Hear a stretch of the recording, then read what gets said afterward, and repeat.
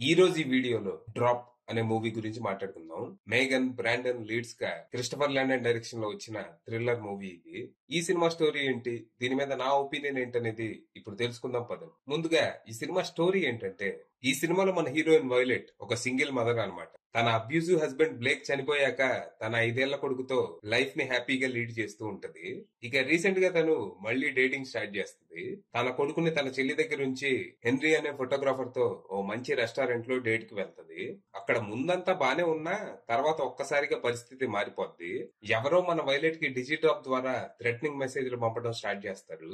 ఇప్పుడు నువ్వు హెన్రీని చంపకపోతే ఇంట్లో ఉన్న నీ కొడుకుని చెల్లిని చంపేస్తామని తనకి మెసేజ్ పంపుతారు. ఇది ప్రాంక్ కాదు, సీరియస్ విషయం అని వైలెట్ కి అర్థమయ్యేలా ప్రూఫ్స్ కూడా పంపుతారు. ఈ విషయం ఎవరికైనా చెప్పినా, పోలీసులని కాంటాక్ట్ అయినా, రెస్టారెంట్ దాటి బయటికి అడుగు పెట్టినా నెక్స్ట్ మినిట్ నీ కొడుకు చేస్తాడని వార్నింగ్ ఇస్తారు. మరి ఈ పరిస్థితుల్లో వైలెట్ ఏం చేసింది? అసలు ఈ హెన్రీ ఎవరు? తనని ఎందుకు చంపాలనుకుంటున్నారు? దానికి వైలెట్ ని ఎందుకు వాడుకుంటున్నారు? అసలు దీని వెనక ఎవరున్నారు? చివరికి వైలెట్ ఈ సిచ్యువేషన్ నుంచి ఎలా బయటపడింది అనేది మీరు సినిమా చూసి తెలుసుకోవాలి. ఇక ఈ సినిమా బాగుంది, నాకైతే నచ్చింది. ఫస్ట్ నుంచి లాస్ట్ వరకు ఎడ్జ్ ఆఫ్ ద సీట్ కూర్చోబెట్టింది. ఈ సినిమాకి 2005 లో వచ్చిన రెడ్ ఐ అనే మూవీకి చాలా పోలికలు ఉంటాయి.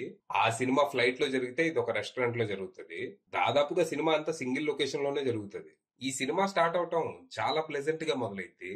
ఒక అబ్యూజివ్ రిలేషన్షిప్ నుంచి బయటకు వచ్చాక వైలెట్ మళ్ళీ తన జీవితాన్ని ఫ్రెష్ గా స్టార్ట్ చేయాలనుకుంటది. అందులో భాగంగా ఈ డేట్ ప్లాన్ చేసుకుంటది. మంచి అప్స్కేల్ రెస్టారెంట్, డేట్ కూడా మంచోళ్లానే ఉంటాడు. అంతా ఏదో మంచి డ్రీమ్ లా ఉంటది. అయితే ఈ డ్రీమ్ నైట్ మేర్ లా మారటానికి ఎక్కువ టైం ఏం పట్టదు. ఎవరు చేస్తున్నారో ఎందుకు చేస్తున్నారో తెలీదు. వైలెట్ ని అన్ని వైపుల నుంచి లాక్ చేసేసి ఇప్పుడు నువ్వు హెన్రీని చంపుతావా లేకపోతే నీ కొడుకుని చంపాలా అని ఒక క్రేజీ సిచ్యువేషన్ ని క్రియేట్ చేస్తారు.